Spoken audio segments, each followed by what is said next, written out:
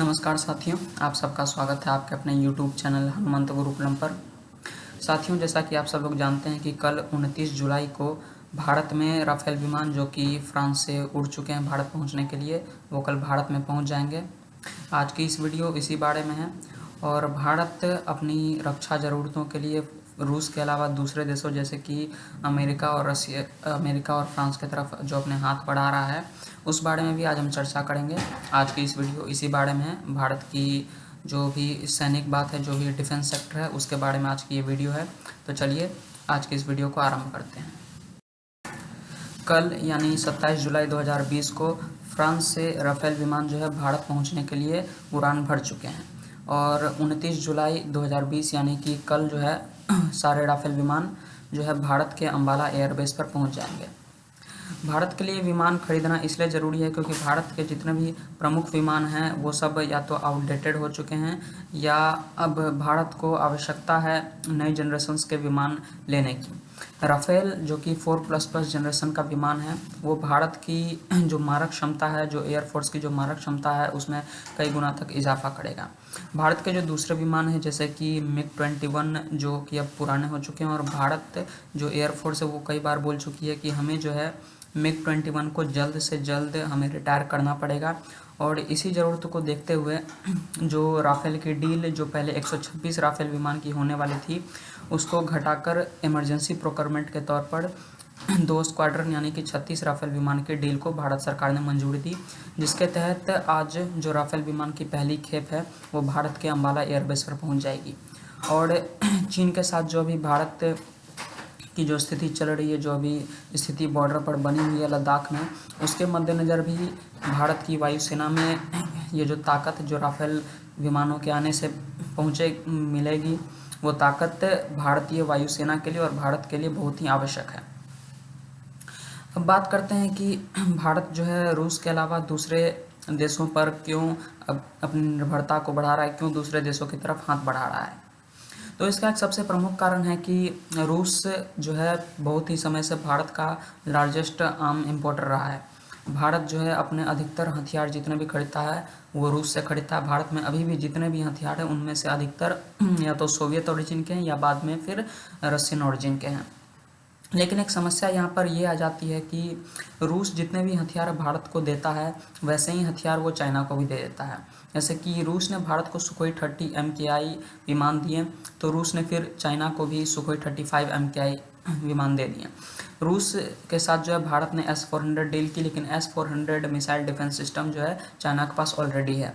ऐसे में ज़रूरत है कि भारत के पास ऐसे आधुनिक और ऐसे विमान और ऐसे रक्षा उपकरण हों, ऐसे डिफेंस गैजेट्स हों, ऐसे प्लेन्स हों, ऐसे फाइटर प्लेन्स हों, ऐसे डिफेंस सिस्टम्स हों जो कि रशियन ओरिजिन के ना हो, जो चाइना के पास नहीं हो और जिनसे चाइना का मुकाबला किया जा सके, जो आधुनिक हो।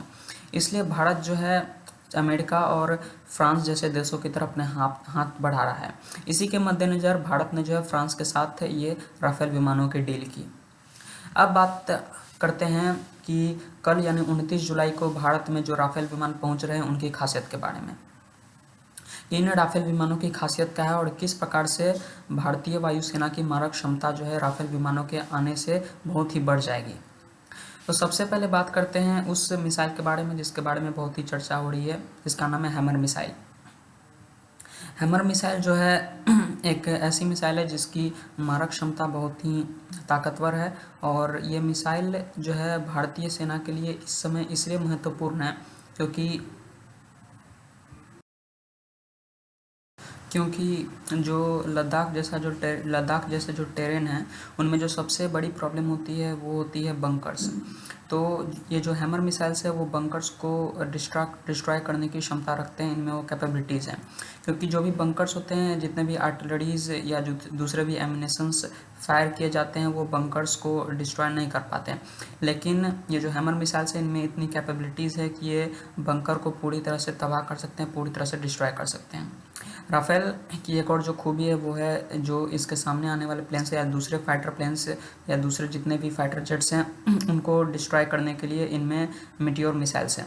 मीटियोर मिसाइल्स की रेंज जो है 100 किलोमीटर्स तक की रेंज है, और मीटियोर मिसाइल्स एक गाइडेड मिसाइल है, यानी कि 100 किलोमीटर तक के रेंज में अगर कोई भी फाइटर प्लेन अगर आ जाता है तो ये उसे 100 किलोमीटर तक यानी 100 किलोमीटर्स तक उसका पीछा करके वो उसे डिस्ट्रॉय करने की कैपेबिलिटी को रखता है। और इसकी एक जो सबसे बड़ी चीज़ है, एक सबसे महत्वपूर्ण मिसाइल, वो है स्कैल्प मिसाइल। स्कैल्प मिसाइल की रेंज जो है वो 500 किलोमीटर्स तक की रेंज है। और स्कैल्प मिसाइल्स की सबसे बड़ी खूबी ये है कि स्कैल्प मिसाइल्स जो है वो लो एल्टीट्यूड में फ़्लाइट ले सकता है और इसकी स्पीड बहुत ही ज़्यादा है। ये बहुत ही हाई स्पीड का और लो एल्टीट्यूड में उड़ने के कारण, लो एल्टीट्यूड में जो है इसकी फ़्लाइट कैपेबिलिटी होने के कारण ये जो है रेडार में नहीं आता है। और इसके अलावा जो राफेल प्लेन्स हैं उनमें नाइट विज़न, इंफ्रारेड सेंसर्स जैसे कैपेबिलिटीज़ है, जिनके कारण जो लद्दाख जैसा जो टेरेन है उनमें जो इसकी कैपेबिलिटी है वो बहुत ही ज़्यादा बढ़ जाती है और बहुत ही ये क्रूशियल है उस जैसे टेरेन में। और अभी की सिचुएशन को देखते हुए इंडियन एयरफोर्स के लिए और इंडियन आर्मी के लिए बहुत ही क्रूशियल है, जो पूरे फोर्स की, जो पूरे आर्मी की, जो भारत की क्षमता को, डिफेंस पावर को कई गुना तक बढ़ा देगा। ये प्लेन्स अभी जो है अंबाला एयरबेस पर रखी जाएंगी ये देखते हुए, क्योंकि अंबाला एयरबेस से लद्दाख पहुंचना बहुत ही आसान है, नज़दीक पड़ता है, और इसीलिए इसके मद्देनज़र ही इन प्लेन्स को जो है अंबाला एयरबेस पर रखा जाएगा। आज की इस वीडियो में बस इतना ही। आशा करते हैं कि आपको ये वीडियो अच्छी लगी हो। अगर ये वीडियो आपको अच्छी लगी तो इसे अधिक से अधिक शेयर करें, इस वीडियो को लाइक करें और हमारे चैनल को सब्सक्राइब करें। हनुमंत गुरुकुलम चैनल आपका अपना यूट्यूब चैनल है। और एक बार पुनः इस वीडियो को अंत तक देखने के लिए आपका धन्यवाद। जय श्री राम, जय आर्य।